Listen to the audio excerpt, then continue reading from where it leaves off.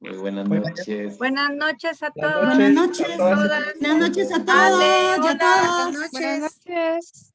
Andrea, Buenas Diana, noches. todas. Buenas noches. Todavía no me han dado el screen. Buenas Buenas noches. noches. Buenas Buenas noches. noches Buenas a todos. noches. Buenas noches. Buenas noches. Buenas noches. Buenas noches. Buenas noches. Hola, buenas noches. Ya, Ángel. Gracias. Pero vamos a ver aquí. Uy, es que está entrando un montón de gente, ¿va? Yo sigo en eso y usted si quiere mire lo de la pantalla. Va. Bueno. Hola, Eh, ¿cómo están? bien, gracias. Gracias. Buenas noches, Ah, es Juan doctora. Carlos. Mire qué estilazo. Hola. Es que es Juan Carlos. Solo Buenas miraba, noches. Ay, solo miraba unas plantas yo. Recibiendo el jardín Hola estoy. Ángel, hola Alejandra. Hola, ¿qué tal? ¿Cómo están? Hola, Saludos. Elizabeth. Me costó entrar un poquito, pero ya lo logré. ¿Ahora sí ven? Hola. Ah, sí. Ahora sí, Juan Hola, buenas Carlos. noches, Juan Carlos. Hola, Claudia. Gusto de verles. Gracias. Yo Dios. mejor no prendo la cámara. Porque Pearson sí se portan en las clases de verdad. Ay, pues no, ahí no hay mucha formalidad. Como catedráticos o como alumnos, doctor. Como alumnos. Muy bien, pues muy buenas noches. No sé si ya ven la pantalla. Ya se está abriendo. Todavía no. Ya. ya, ya. Ya, bueno, perfecto. Pero es que este tiene unas cosas meras extrañas. Hoy amaneció. Esto, lo voy a quitar porque esto no sé ni qué es. Ahí está, ya lo quité.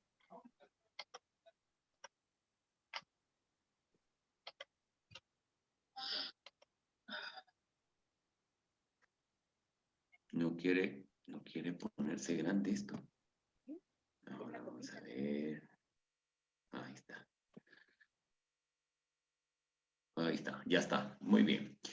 Bueno, muy buenas noches. Vamos a dar inicio a la clase del día de hoy, la segunda de 4 que tenemos programadas en estos cursos, que es una historia breve, por eso es que le hemos titulado breve, porque no nos vamos a pasar de 4. Vamos a hacer prácticamente milagros para poder llegar a esto. Espérenme un momento que le voy a poner silencio, porque justo cuando empiezo a dar clases es cuando me empiezan a escribir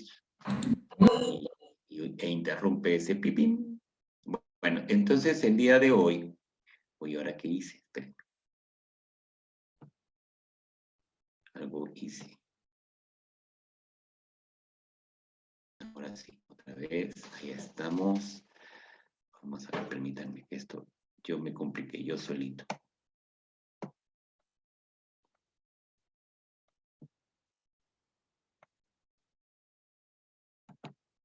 Ahí está, bueno. Como lo habíamos anunciado el día lunes, bueno, el día lunes prácticamente hicimos un recorrido así, pero a 1000 por hora, prácticamente desde la invasión normanda en el año 1066 por medio de la batalla de Hastings, y terminamos prácticamente en el preludio de lo que va a ser la dinastía de los Tudor, que es la que vamos a ver hoy.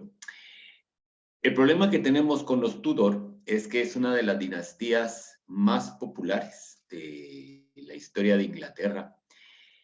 ¿Y por qué es un problema? Porque cuando uno se pone a buscar en internet información de los Tudor, prácticamente las primeras páginas que van a encontrar son referente a las películas y a las series que se han hecho sobre los Tudor. Especialmente la última serie de los Tudor que fue hecha por HBO, que es una muy buena serie, obviamente que como todas las series, históricamente no es estricto en cuanto a la forma en que aparecen ciertos escenarios. Por ejemplo, Whitehall, que lo van a encontrar ustedes desde el principio, resulta que prácticamente del último periodo de Enrique VIII, pero lo ponen. Y también, como lo veremos más adelante en la serie, nos aparece una de las reinas que hubo después de la muerte de Eduardo. Entonces, esa parte se la comen. Fuera de eso, pues, es una muy buena serie.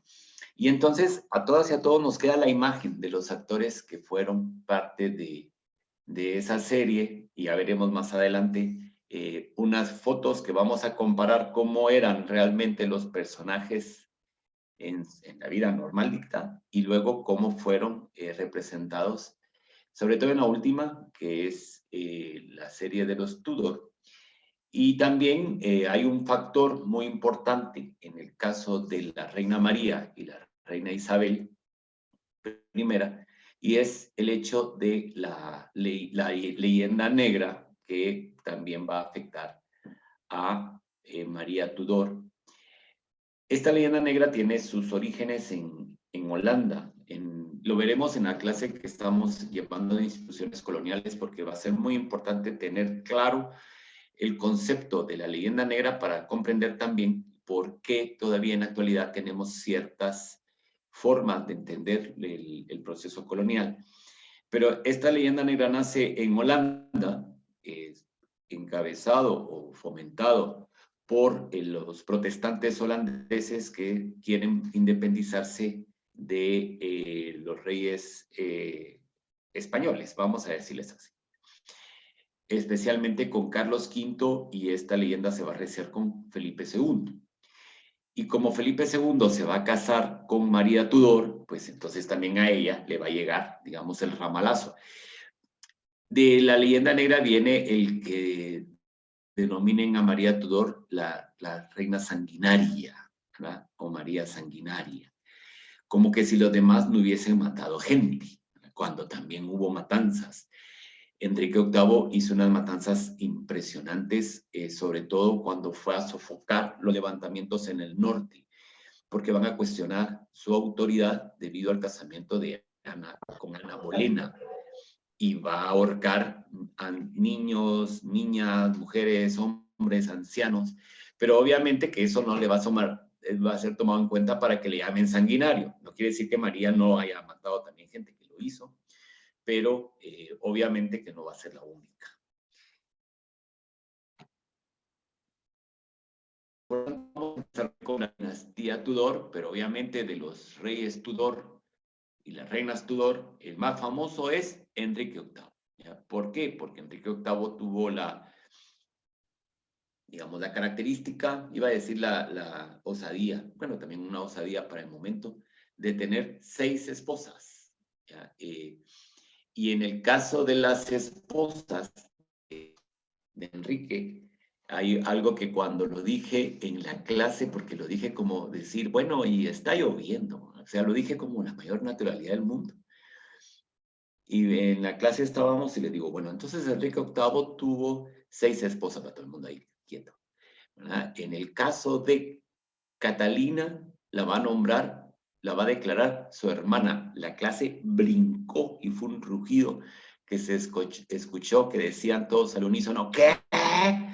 Bueno, porque es sorprendente. Enrique va a nombrar a 2 de sus esposas hermanas. ¿Y qué son las que se van a salvar? Las que no va a matar. De ahí las que no nombró hermanas, las mató, a excepción de la última, que la muerte se lo llevó a él antes que a ella, que va a ser Catalina Parr.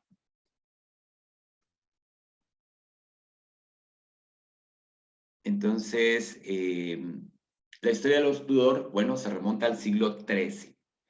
Ahí es donde vamos a empezar a ver que aparece. De hecho, los Tudor son la dinastía que va a marcar el final del medioevo inglés y el inicio de la modernidad en Inglaterra. El Renacimiento precisamente los va a, digamos, abarcar, digamos, en toda su dimensión. Y para contestar una pregunta que ayer hizo Olvida Pérez sobre el inicio de la acumulación originaria de capital en Inglaterra, es precisamente con los Tudor que esto se va a empezar a desarrollar. ¿Por qué?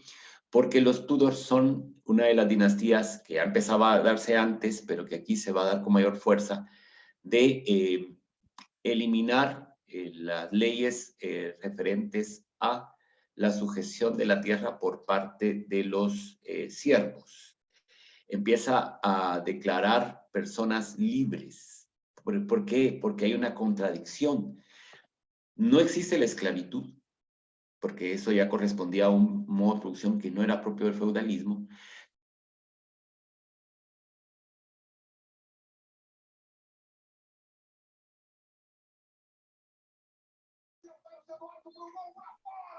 Micrófono, doctor. Ya está, se volvió mudo el micrófono, eso me estaba diciendo el mensajito.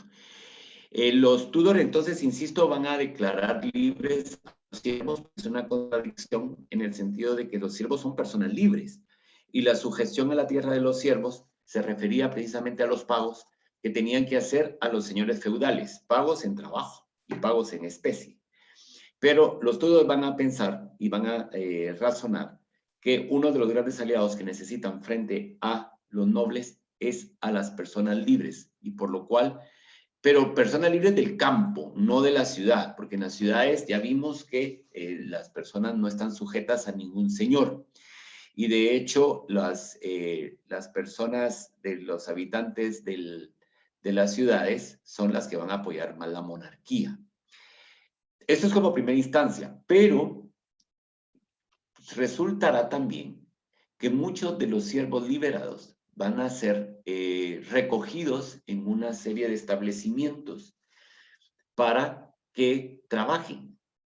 Precisamente ahí es donde vamos a encontrar el inicio del trabajo en serie. Es decir, ya no una serie de personas, perdón la redundancia, que se dediquen a una misma tarea diseminados en un espacio geográfico, sino ese espacio geográfico va a ser limitado, va a ser acortado, porque las gentes van a estar en un establecimiento trabajando los hilos, la lana, la orfebrería, por supuesto que también va a ser muy importante, y otra serie de tareas necesarias que vamos a encontrar.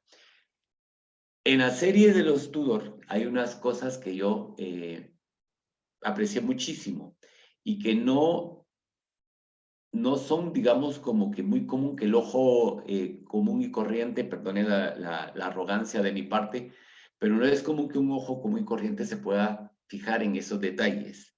Pero las personas que han estudiado historia, sí. Cuando empieza la serie, prácticamente la vida, digamos, de la corte es un tanto rústica, comen con la mano. Los muebles son bastante rústicos. Pero en los últimos años de Enrique, ya hay mayor exquisitez, empieza el uso del tenedor.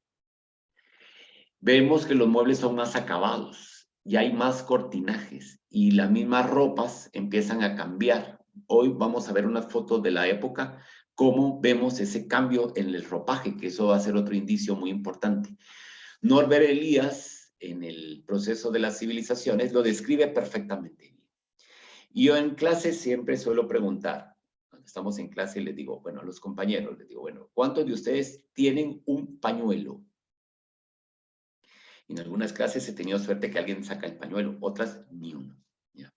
Entonces yo les digo, bueno, ¿y qué utilizan para cuando tengan secreción nasal o cuando estornudan o cuando se quieren limpiar las manos o algo? Y todos sacaron servilletas de papel. Otra de las preguntas que les hago es, ¿cuántos de ustedes tienen reloj? Las compañeras son las que más te usan el reloj.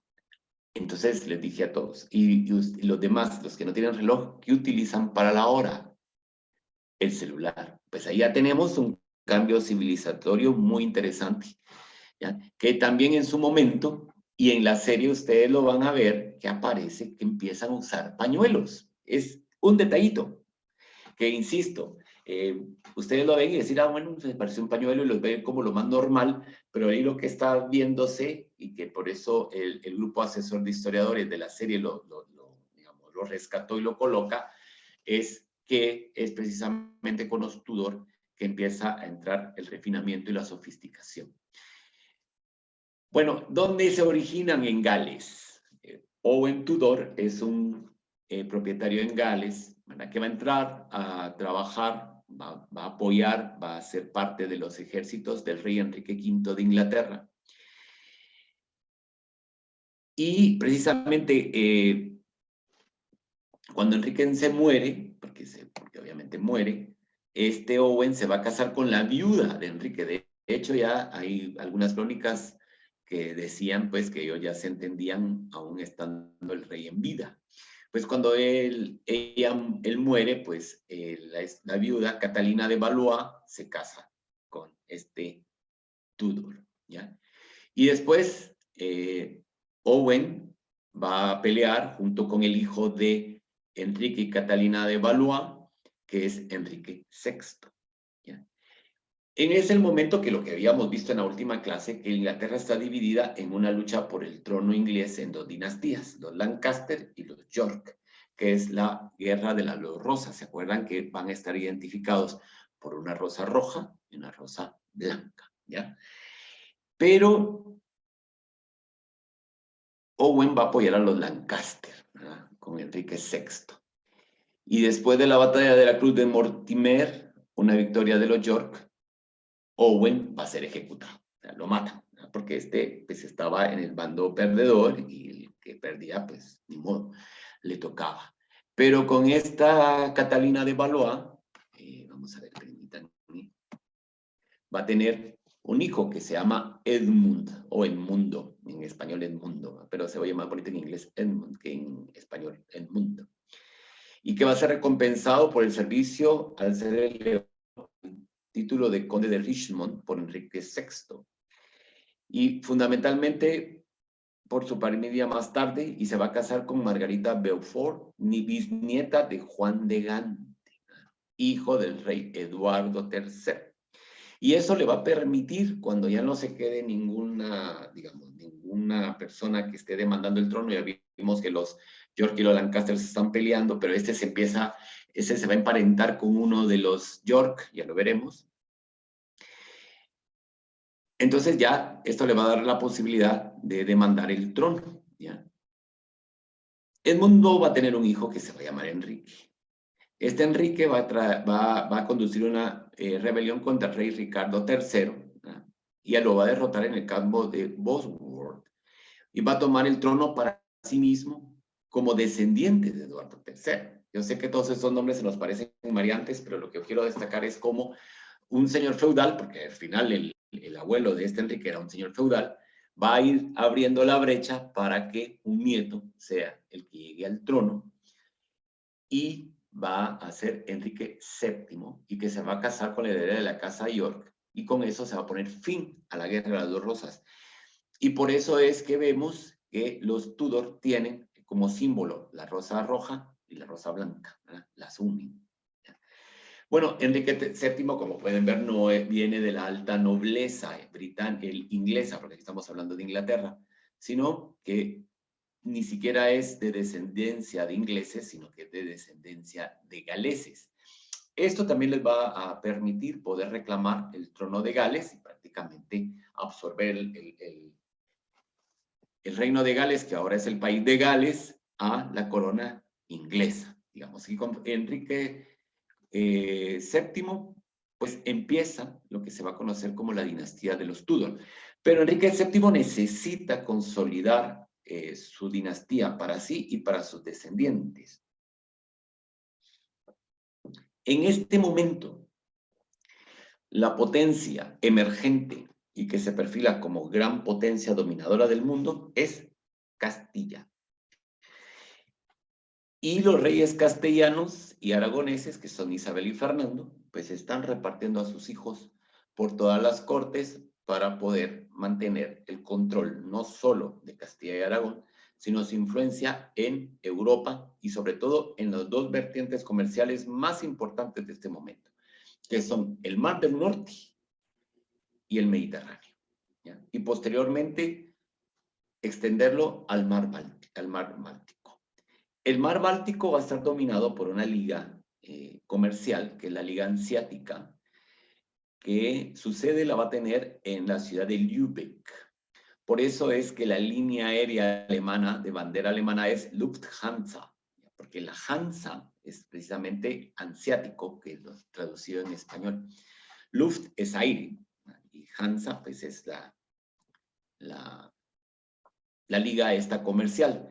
Por tanto, los reyes católicos quieren dominar el Mediterráneo, el Mar del Norte el mar Báltico. Aquí todavía no ha aparecido América cuando están haciendo estas cuestiones. ¿Ya?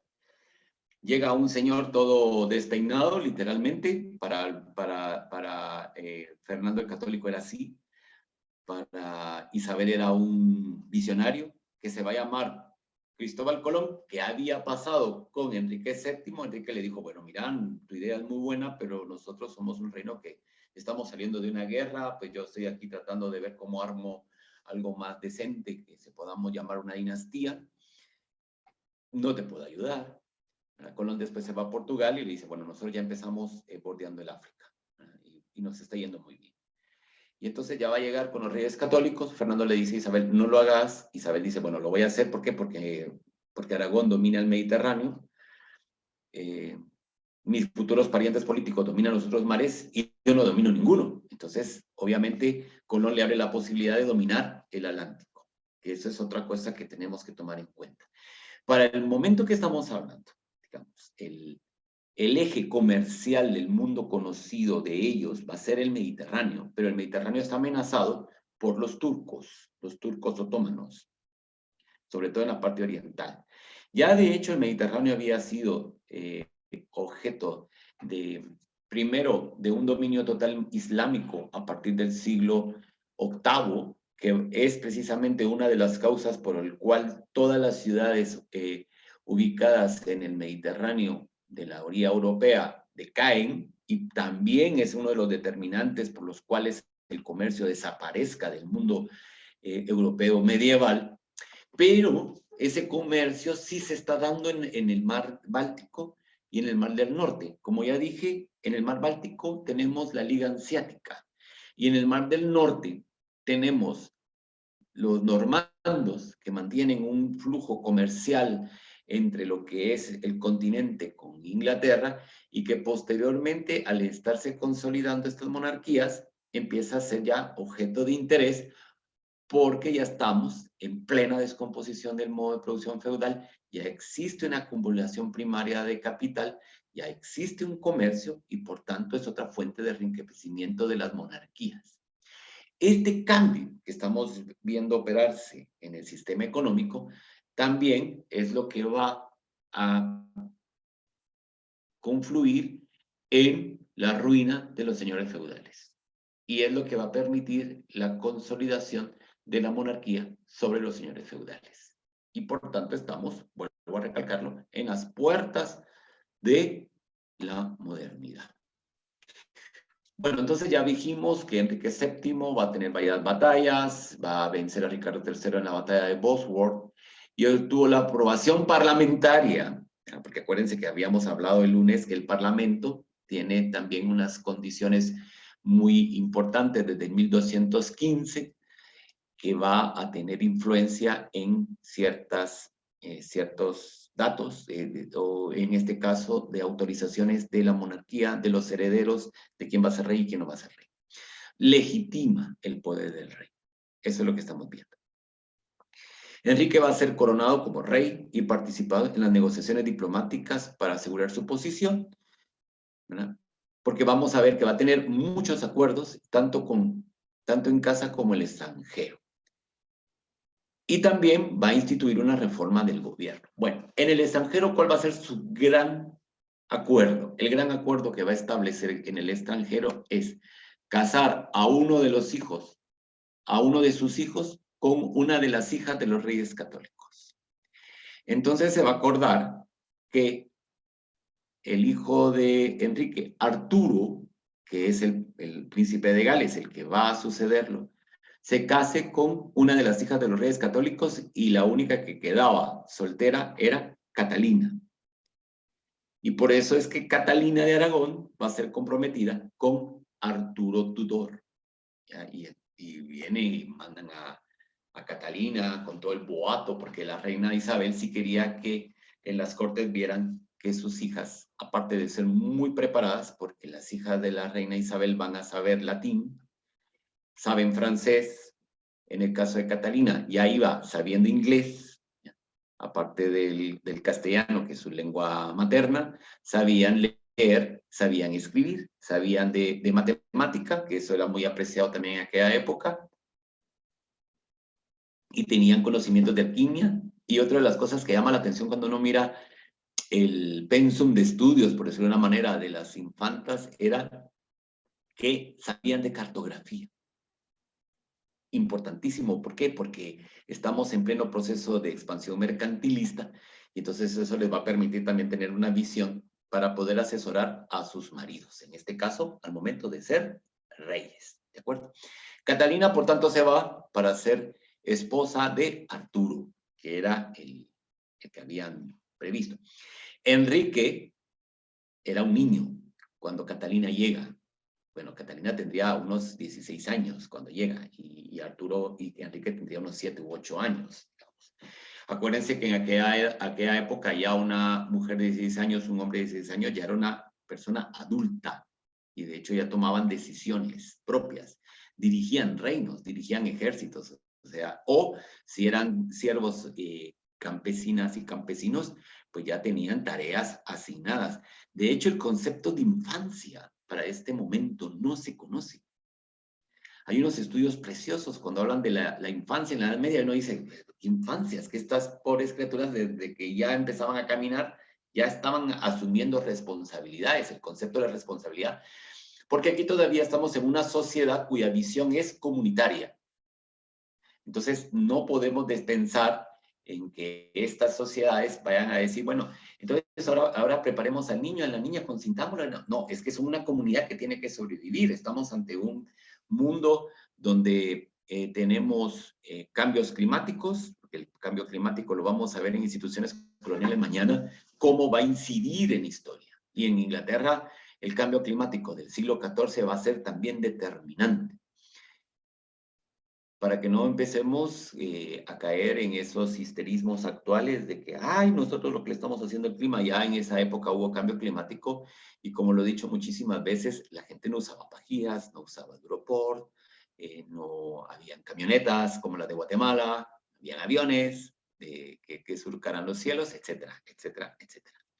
Y aún así hubo un cambio climático muy acentuado. Bueno, aquí parece que hay una pregunta. Vamos a acelerar porque son 20 diapositivas y apenas llevamos 3.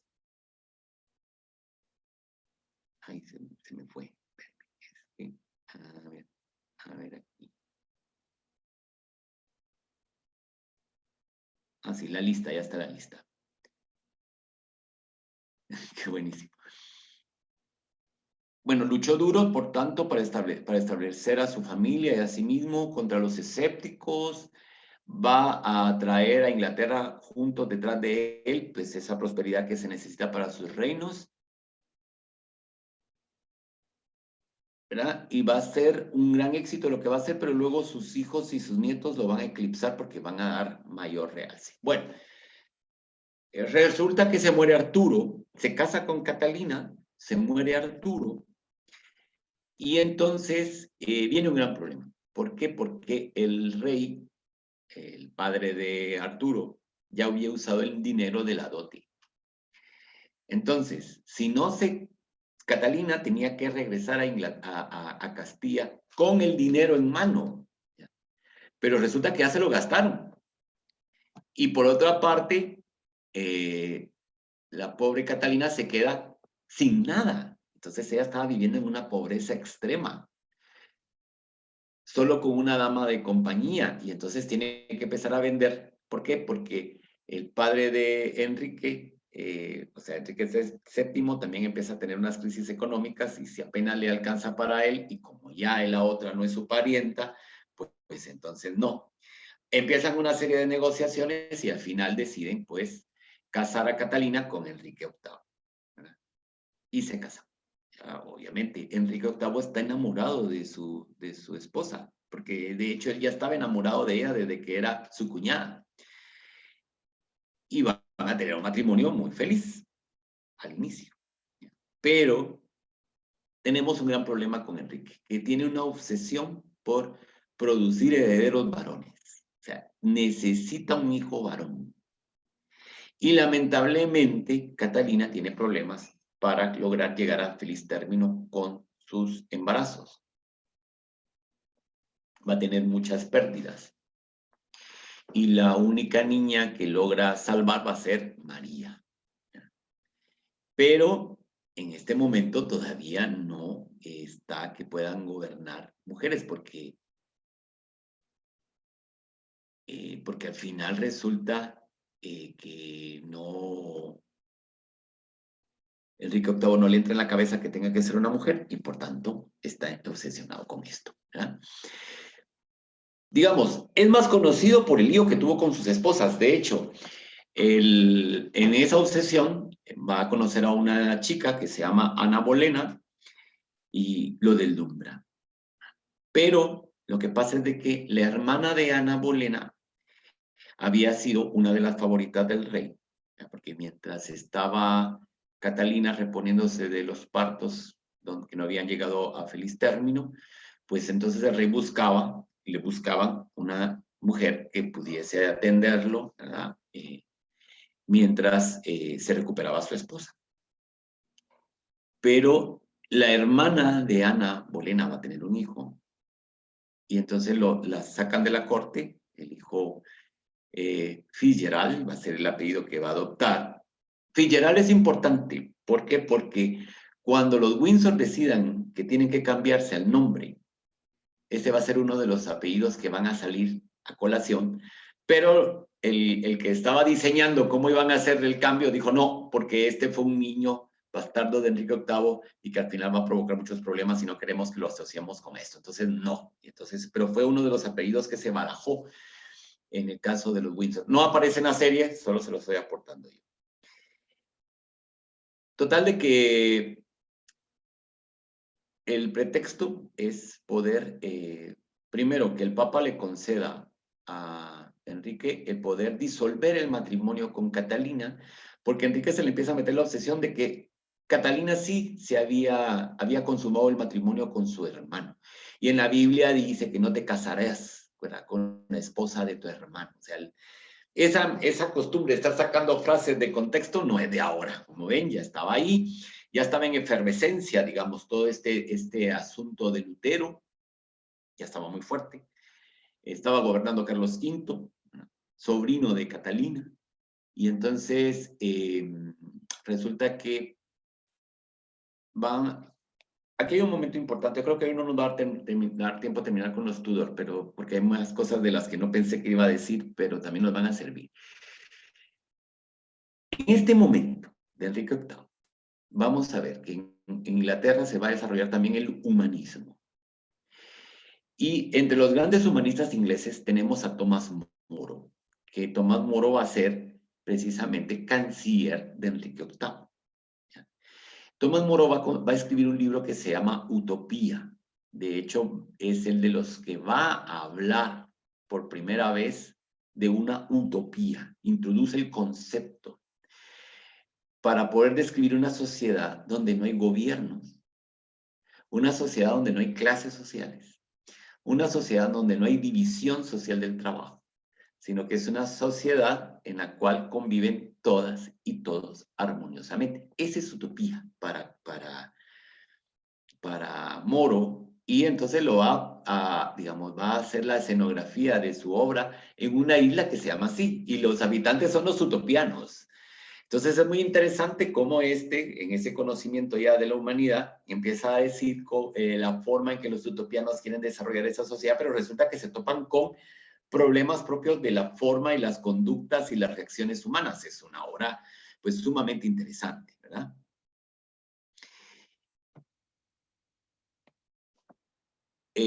Tomás Moro pues es católico como todos en ese momento.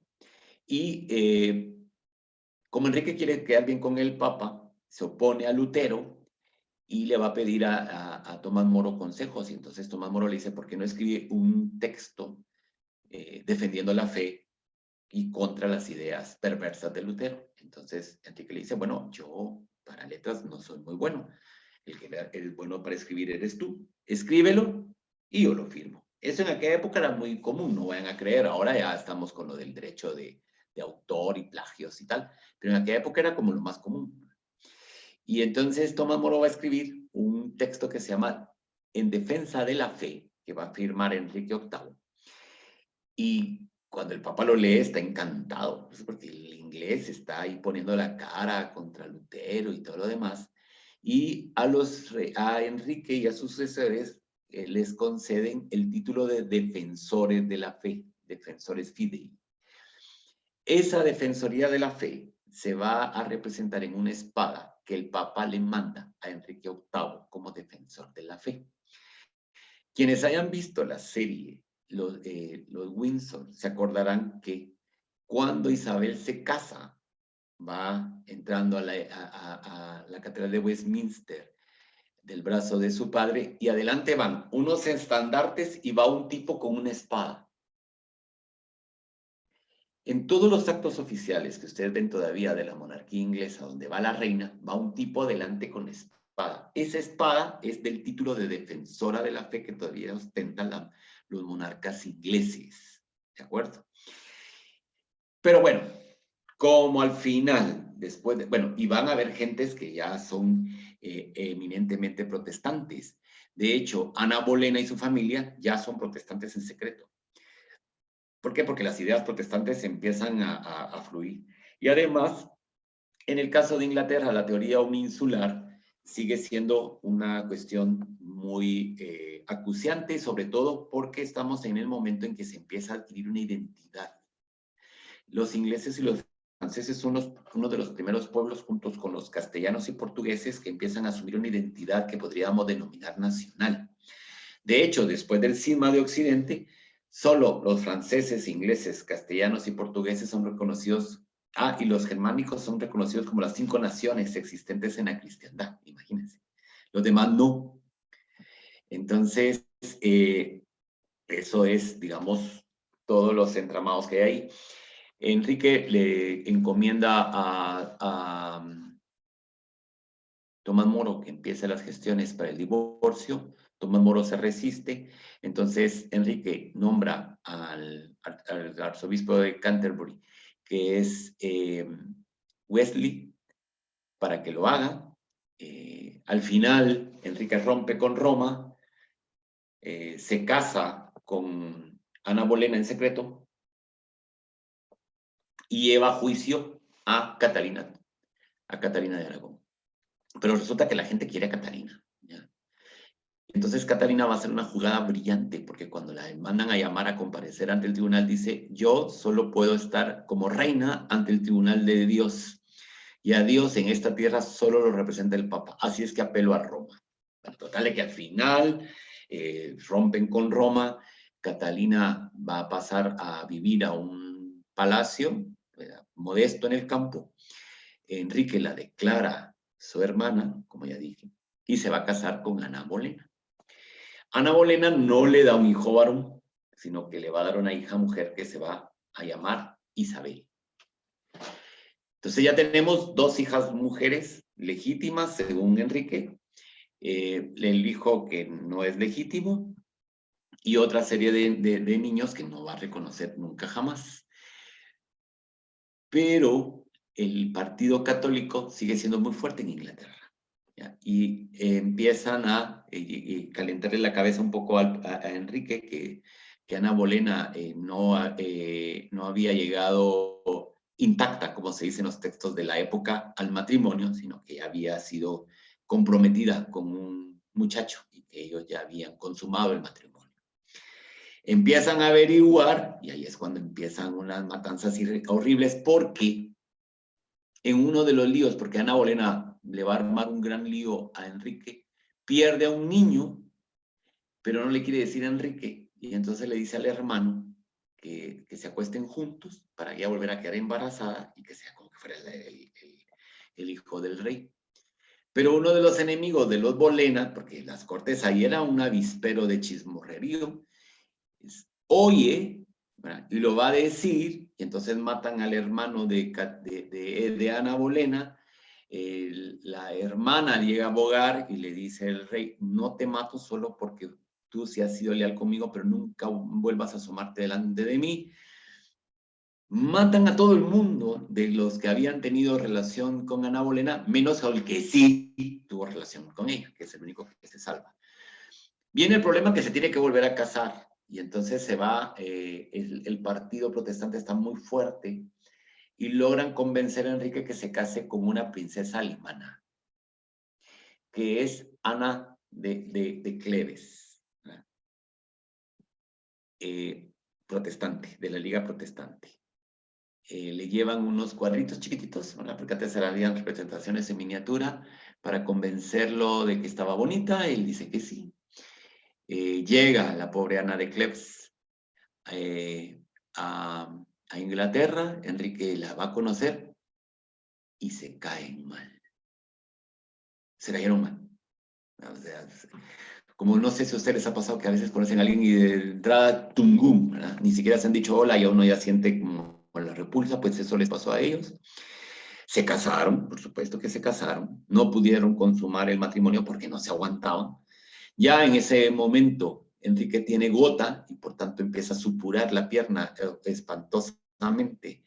Y entonces Ana de Cleves dice que no soporta ese olor a podredumbre y Enrique dice que no soporta el olor de caballo de la germana, ¿verdad? Para que miren cómo eran las relaciones.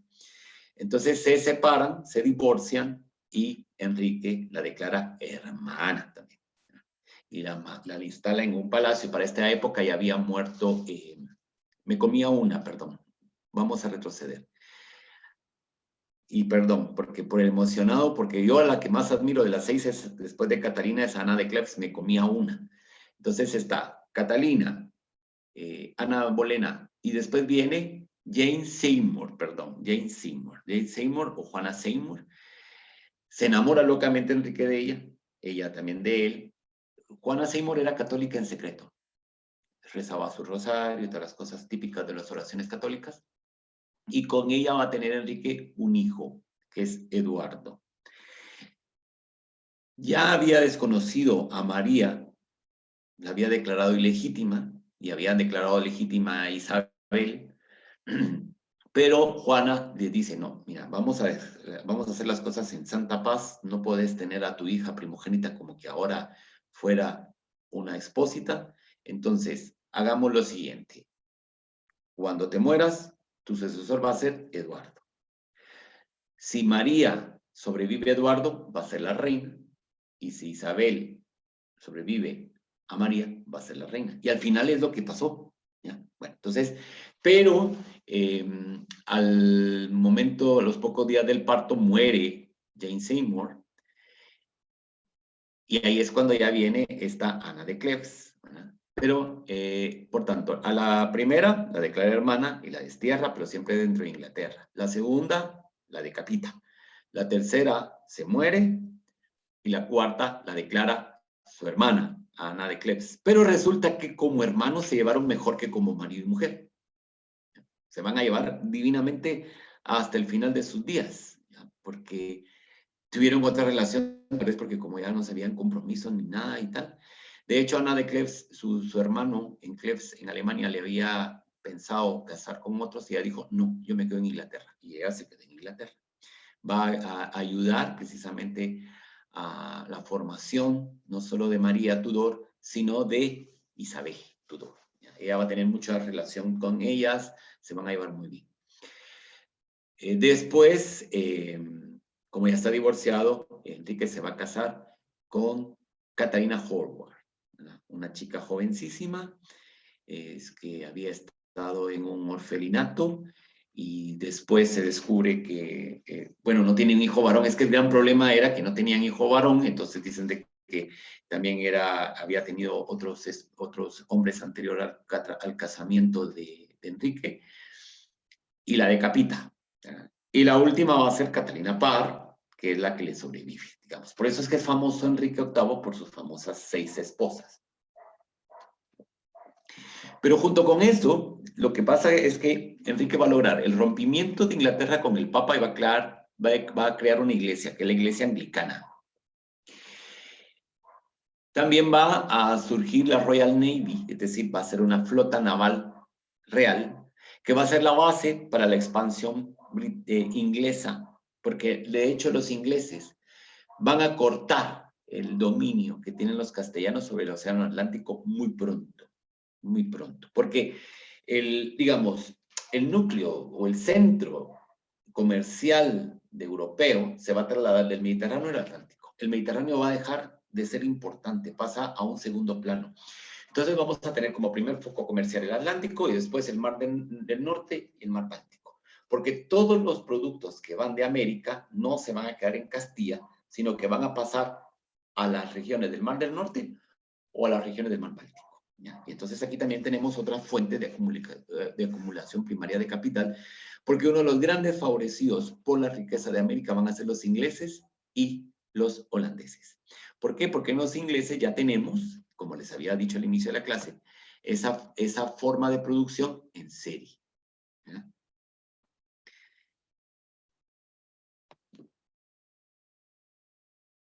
Bueno, ya hablamos de las consecuencias, ya vimos de la Royal Navy, y bueno, vamos a seguir más rápido porque, bueno, va a sucederlo, ya dijimos, su hijo Eduardo VI, y aquí vamos a ver ya en línea quiénes son los Tudor, que todavía tenemos 11 minutos, entonces nos va a dar tiempo. Enrique VII, ya dijimos, que va a reinar de 1485 a 1509, va a poner fin a la Guerra de las Dos Rosas. Enrique VIII, hijo de Enrique VII, va a reinar de 1509 a 1547, y ya dijimos que se casó 6 veces.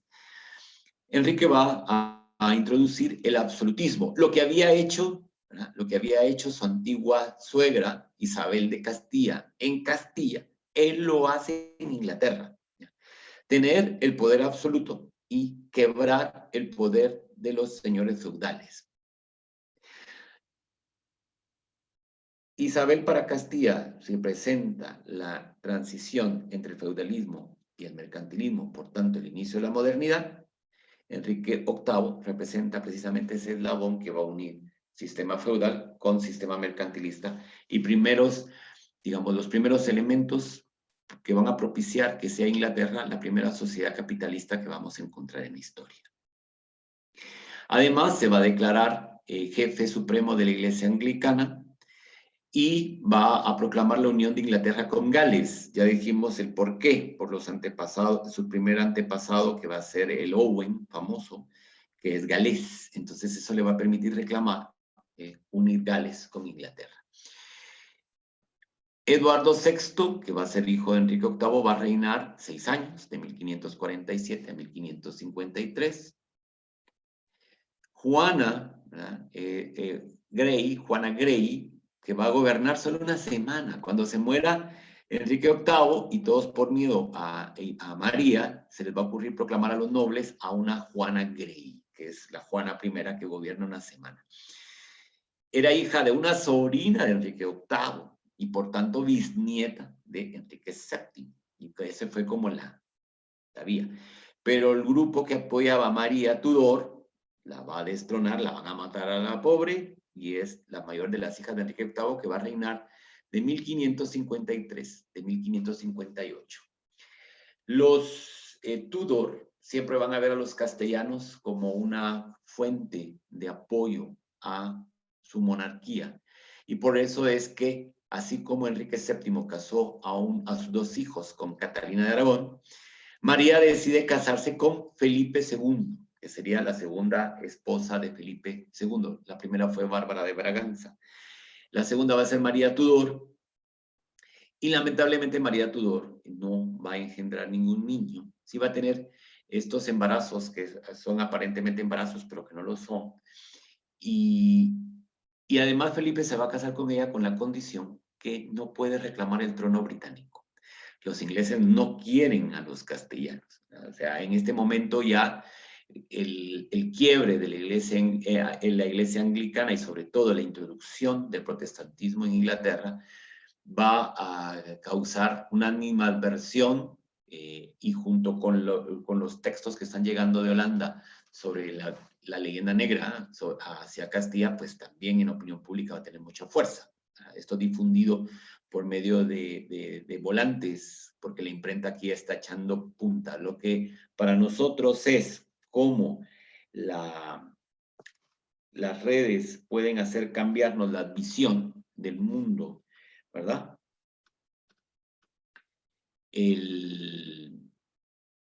La imprenta lo va a hacer en este momento.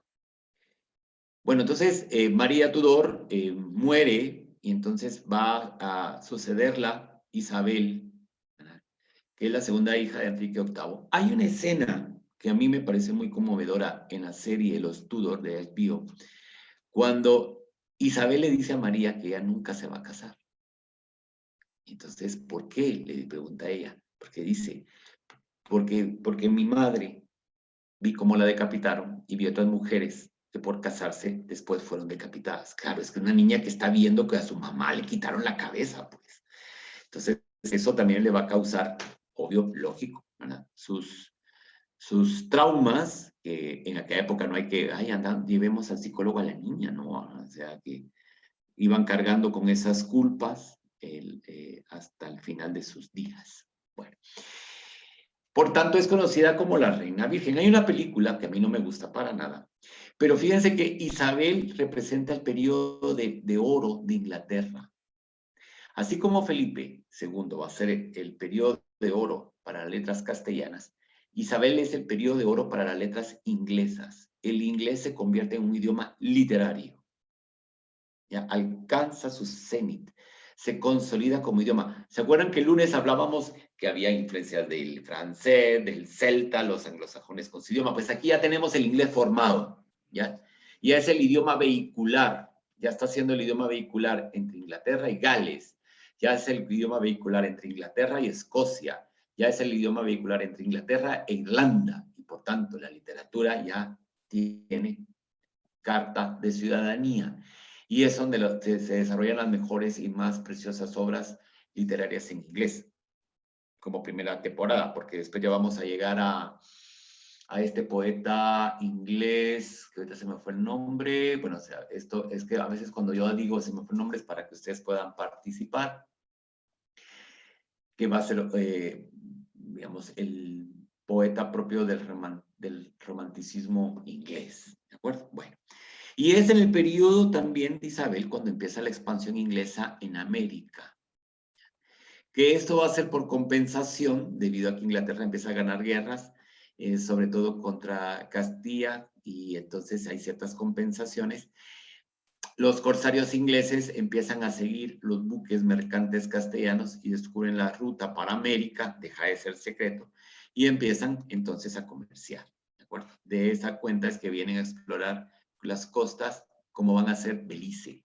Bueno, fotos, miremos un poquito de fotos en los 5 minutos que nos quedan. Estos son los personajes representados en la serie Los Tudor, ¿ya? Como pueden ver. Esta es Ana de Cleves, por ejemplo. Esta es Catalina de Aragón. Esta es Ana Bolena, ¿ya? Este es el rey. Y así podríamos seguir viendo los personajes. Y estos son en la realidad. ¿Ya? Este es un cuadro de época donde está Enrique VIII, que es este. Este es María Tudor, ¿ya? Y otros personajes representados en este cuadro, ¿ya? Que es eminentemente del Renacimiento inglés. Pero, ¿por qué ese Renacimiento? Cuando miramos estas columnas y estos fustes, ¿ya? Cónicos, esto es puro Renacimiento. Igual este artesonado que vemos en los techos. Las formas de cuadrícula de los suelos, también eso es Renacimiento. ¿De acuerdo? No es Sir Walter, es otro.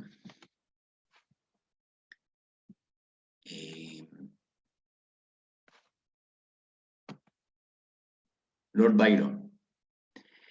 Aquí está Enrique con Catalina. Miren que estos son los verdaderos.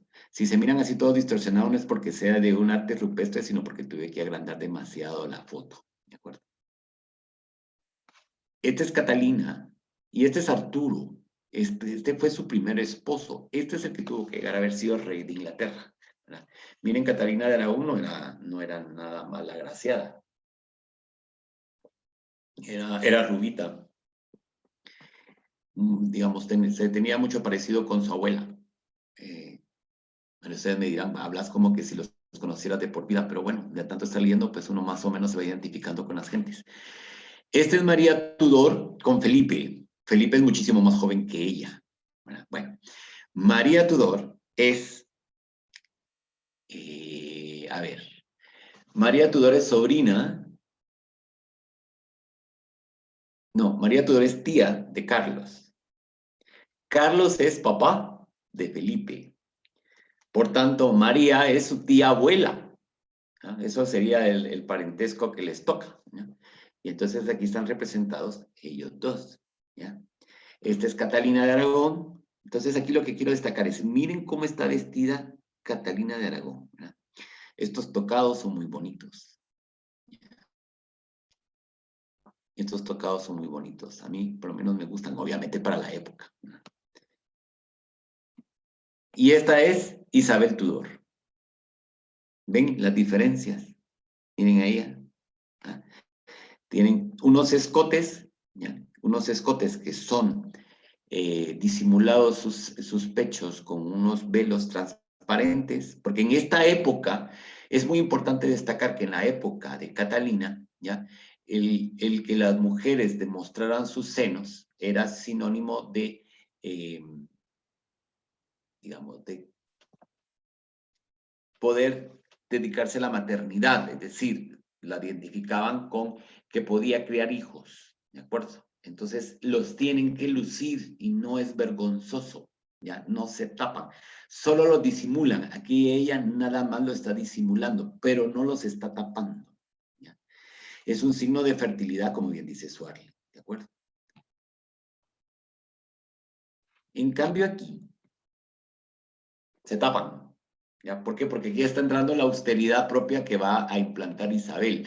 No obstante, aquí vemos que predomina el negro y el oro, influencia de los Austria, de los Trastámara y después de los Austria, que lo van a adoptar con Felipe II, en este caso. Y aquí vemos colorido.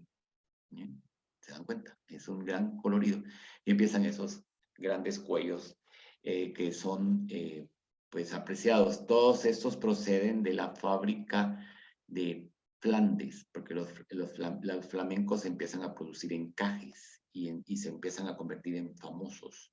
Son signos de distinción. Los tocados ya no son tan recatados como el que vemos aquí, sino dejan más en libertad el mostrar la cabellera. Este es Enrique VIII, el verdadero, y este es Enrique VIII de la serie. O sea, como ven, no tiene nada que ver con este. O sea, nada que ver, o sea, ni de lejos. Tal vez solo porque los dos eran ingleses, ni de ahí, nada más.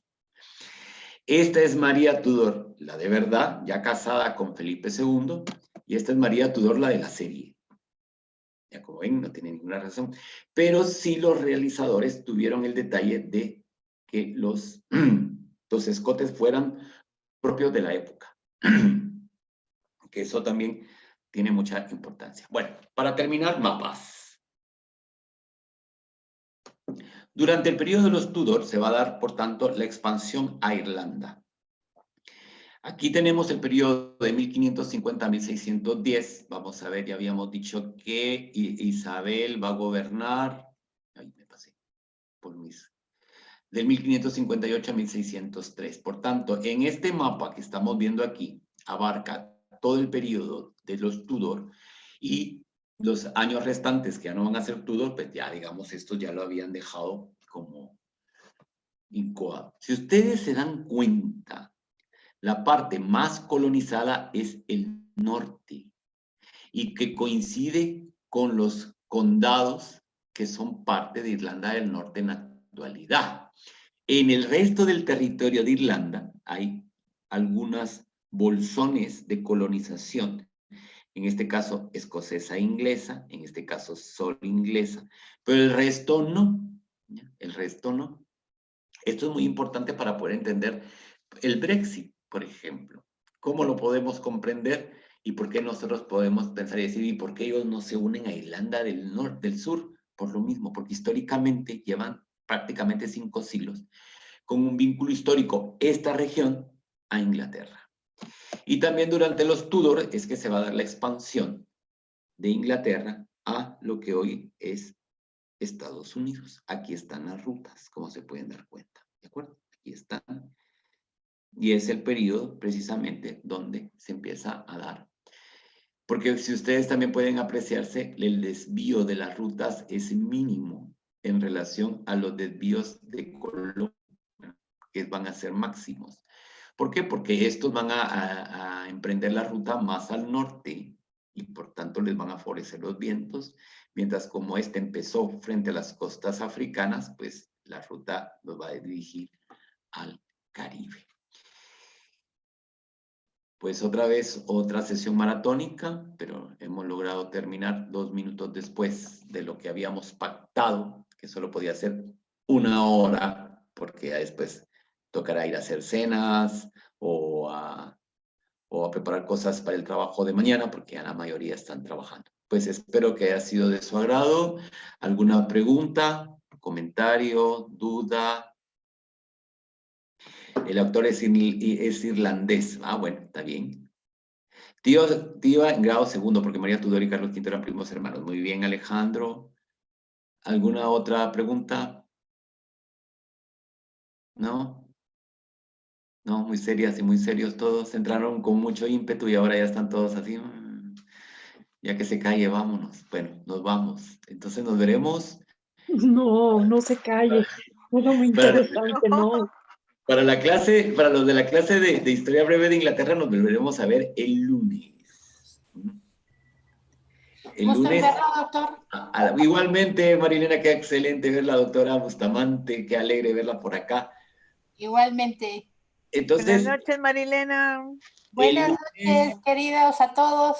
Mi querida Nicté, te vi por ahí. Claudia. Claudia no. Jimena. La pregunta que me hacen aquí, Felipe II tuvo algo que ver con la modernización de la flota inglesa, según tenía entendido, ¿es correcto? Tuvo la idea de la modernización, porque Inglaterra ya tenía una flota muchísimo más organizada que las flotas castellanas, salvo la que estaba dedicada al comercio. Pero como María Tudor muere, entonces él tiene que regresar a Castilla y ahí se desvaneció todo ese proyecto. Por tanto, fue pues como una idea, ¿verdad? La película La Otra Bolena presenta parte de esto y es muy buena, es hasta más cruda, diría yo, que la de la serie, de la HBO. Es también muy, muy buena, se la recomiendo. Para la clase de lunes hay otra película, pero esa es muy antigua, que es sobre María Estuardo, reina de Escocia.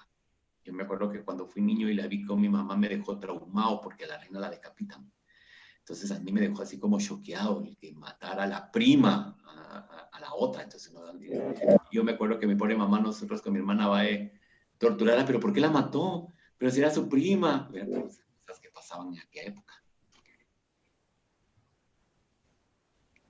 El actor de la serie es guapo porque las crónicas dicen que Enrique VIII era muy bien parecido joven. Ya de viejo es que se puso feo por varias enfermedades muy bien parecidas. Sí, y además acuérdense que las cronistas solían ensalzar muchísimo a los reyes y a los príncipes. De ahí viene, por ejemplo, el que a Felipe, esposo de Juana de Castilla, se le llama el Hermoso. Porque cuando llega a reclamar su herencia a Castilla, el cronista dice, y vino nuestra futura reina con un infante, tan hermoso él. Ahí le clavaron el hermoso. Y si ustedes ven la foto de Felipe, pues tampoco es como para decir ¿verdad? Entonces sí, pero también tiene razón, Elenita, que eso también va a determinar esto. Pero en alguna parte, doctor, yo leí de que Enrique VIII tenía problemas de fecundidad porque padecía de enfermedades venéreas y que eso hacía difícil la procreación, ¿es así? Es que como dice Elenita, este hombre padecía de un montón de cosas. Si ustedes se dan cuenta, todos estos personajes, que me imagino que en la vida cotidiana haber sido igual, se padecía mucho de la gota, ¿ya? Se padecía mucho de la gota.